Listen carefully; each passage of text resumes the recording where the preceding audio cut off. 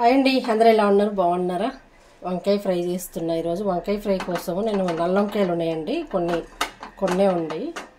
గుత్తి వంకాయ ఫ్రైలో ఎలా చేసుకుంటాం అలా అనమాట. దానికి కావాల్సింది వంకాయలు, ఎల్లిపాయలు అండి, ఉల్లిపాయను, కారం, ఉప్పు సరిపడంత, అంతే. నా దగ్గర చిన్న రోల్ లేదండి. నేను చిన్న రోల్ లేదని చెప్పేసి దంచుకోవడం ఆపాం కదా. మన గ్లాసులో కూడా వేసుకోవచ్చు. ఐడియా ఉంటే ఎలా అయినా చేసుకోవచ్చు కదా, అవునా కదా?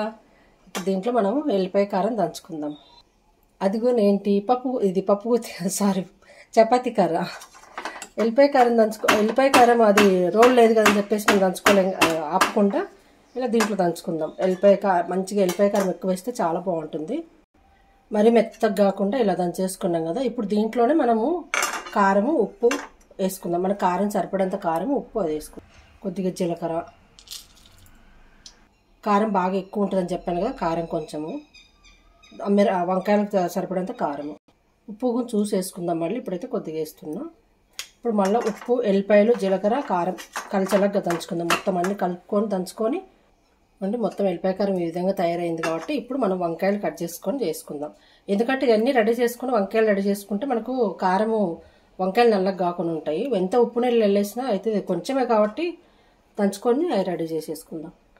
వంకాయలు కూడా నేను ముందే కట్ చేసి పెట్టేసుకుందాము. ఇలా ఒక కాయను 2 ముక్కలుగా చేసుకుంటుందా. ఇలా చూసుకుంటే మనకు పుచ్చులు ఏమన్నా ఉన్నా తెలిసిపోతుంది కదా. ఇలా చూసుకుందాం, ఏం లేదు కదా. అన్నీ అలానే పొడవు వంకాయలు కాబట్టి చిన్నవి అయితే ఒకటే సరిపోతుంది. ఇది అన్నీ ఇలా చేసి పెట్టేసుకుందాం. ఇంకొంటే అన్ని వంకాయలన్నీ ఈ విధంగా కట్ చేసుకున్నాం కదా మొత్తం అన్నీ. ఇప్పుడు స్టవ్ మీద పెన్నం పెట్టేసుకొని పెన్నం పెట్టుకున్నాం కదా, ఆయిల్ వేసేసుకుందాము. కొన్నే వంకాయలు కాబట్టి కొంచెమే వేద్దామంటే ఆయిల్ ఎక్కువ. పసుపు వేసుకుందాం కొద్దిగా. ఆయిల్ వేడెక్కింది కదా, పసుపు వేసుకుందాం. ఆల్రెడీ మనం ఉప్పు వేసాం కదా కారంలో, ఇప్పుడు కొద్దిగా వేసుకుందాము. ఉప్పు, పసుపు కరిగేలా ఇట్లా కలిసేలాగా కలుపుకుందాము. ఇప్పుడు వంకాయలు మనము ముందు కట్ చేసి పెట్టుకున్నాం కదా, ఆయిల్ వేడెక్కింది కాబట్టి ఆయిల్ వేసేసుకుందాం. చూడండి, ఒక్క నిమిషంలో కూడా నల్లగా అయిపోయాయి వంకాయలు, ఉప్పు నీళ్ళు అయిపోయినప్పుడు.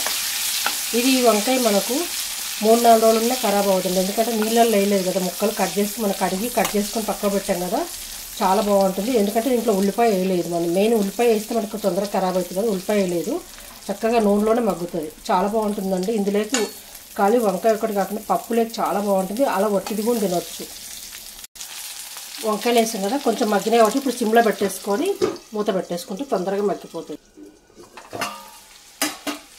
సిమ్లో పెట్టేసుకుంటే మనకు లోపల కూడా మెత్తగా మగ్గుతుందండి. హైలో పెడితే మనకు తొందరగా పైన ఇటు నల్ల వంకాయ కాబట్టి మనకు తెలుస్తలేదు మగ్గిందా లేదని. ఆల్రెడీ ఆల్మోస్ట్ సగం మగ్గిపోయింది. కొద్దిసేపు ఉంచుతాము. అయినా నల్ల వంకాయ ఒకటి, లేత వంకాయ చిన్నది కాబట్టి తొందరగా మగ్గుతుంది, ఎక్కువ టైం కూడా పట్టదు మనకు.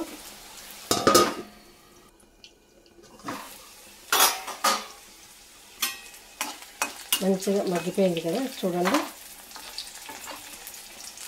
అంటే వంకాయ మనకు తొందరగా మగ్గిపోతుంది కానీ చూడగానే ఇదే చూడండి ఎలా అయింది. కారం మనం రెడీ చేసుకున్న కారం కూడా వేసేసుకుందాం. ఆయిల్ ఎక్కువ ఉంటే బాగుంటుందండి, కలుపుకోనికి బాగుంటుంది మంచిగా. అది ఇందులో పల్లి ఆయిల్ కదా, టేస్ట్ కూడా బాగుంటుంది. అందులో ఆయిల్, ఇది కారం, ఉప్పు, ఎల్లిపాయ వేస్తాం కదా, చాలా బాగుంటుంది. మనం రోట్లో దంచుకున్న కారపొడి, రోట్లో అంటే గ్లాస్లో దంచుకున్న కారపొడి.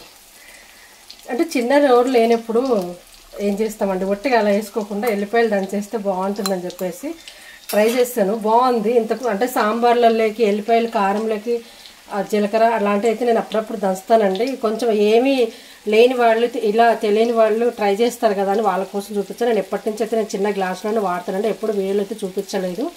ఎవరికైనా ఉపయోగపడుతుంది కదా అని చెప్పేసి దంచాను. బాగుంది. చిన్న అయితే మనం ఇలా చేసుకోవచ్చు. అసలు ఎల్లిపాయ కారం వేయంగానే మంచి వాసన వస్తుందండి. ఎల్లుల్లిపాయ కదా, అసలు భలే మంచి వాసన వస్తుంది. జీలకర్ర, ఎల్లుల్లిపాయ, కారం కదా, మంచి ఫ్లేవర్ అసలు భలే బాగుంది. కమ్మటి వాసన వస్తుంది. మనం వంకాయ ఇష్టం లేని వాళ్ళు ఆ కారం నూనెతో కలిపి వేసుకొని తిన్నా కమ్మగా ఉంటుంది. అబ్బా, చాలా బాగుంది. అయిపోయింది కదా, వంకాయ పని అయితే అయిపోయిందండి. గుత్తి వంకాయ ఫ్రై అలాగా చాలా బాగుంటుంది. మంచి స్మెల్ వస్తుంది నాకైతే. చక్కగా ఇప్పుడు మంచిగా కొత్తిమీర వేసేసుకొని స్టవ్ కట్టేసుకుందాం, అంతే. అయిపోయింది. సింపుల్గా అయిపోతుంది, ఈజీగా ఉంటుంది, టేస్ట్ బాగుంటుంది. మన పప్పు అలా చేసుకున్నప్పుడు బాగుంటుంది. లేదు ఏమీ కూర లేనప్పుడు కూడా ఇలా ఒట్టిది కూడా వేసుకొని తినవచ్చు. ఇప్పుడు కర్రీ అంతా అయిపోయింది కదా, స్టవ్ కట్టేసుకొని ఒక బౌల్లో తీసుకుందాము. కానీ భలే మంచి వాసన వస్తుందండి. ఎల్లుల్లిపాయలు ఎక్కువ వేసాం కదా, ఎల్లిపాయ టేస్ట్ భలే బాగుంది. కూర అయితే కొంచెం అయింది, సరిపోతుంది, ఇద్దరికైతే సరిపోతుంది. ఎక్కడో అడుగున ఉంది అనుకోకండి, చాలు, ఇద్దరికి శుభ్రంగా ఇద్దరు తినేయచ్చండి. నేను దీంట్లోకి ఈరోజు పప్పు గుంజ చేశాను, మామిడికాయ పప్పు చేశాను. ఇదండి వంకాయ ఎల్లిపాయ కారం ఫ్రై అయిపోయింది. పప్పు కూడా చాలా బాగుంది, మామిడికాయ పప్పు అండి. ప్లీజ్ అబ్బా నచ్చితే లైక్ చేయండి, షేర్ చేయండి, కామెంట్ చేయండి. వంకాయ ఫ్రై మాత్రం మీరు ఇలానే ట్రై చేయండి, చాలా బాగుంటుంది. నాకైతే ఇల్లు మొత్తం వెల్లిపాయ వాసన మంచి స్మెల్ వస్తుంది, చాలా బాగుంది. మీరు విధంగానే ట్రై చేయండి. నా దగ్గర 4, 5 ఎన్నో వంకాయలు, చిన్న వంకాయలు ఉన్నాయి, ట్రై చేశాను. మీ దగ్గర ఎక్కువ ఎల్లిపాయలు వేసుకొని దంచుకొని వేసుకుంటే చాలా బాగుంటుంది. పప్పు చేసిన ఏమి కూరగాయలప్పుడు ఒట్టి వంకాయ ఉండేదన్నా కానీ ఒట్టి రైస్తో కూడా తినొచ్చండి ఈ విధంగా. ప్లీజ్ అబ్బా నచ్చితే ఒక్కసారి లైక్ చేయండి, షేర్ చేయండి, మీరు ఈ విధంగా ట్రై చేయండి.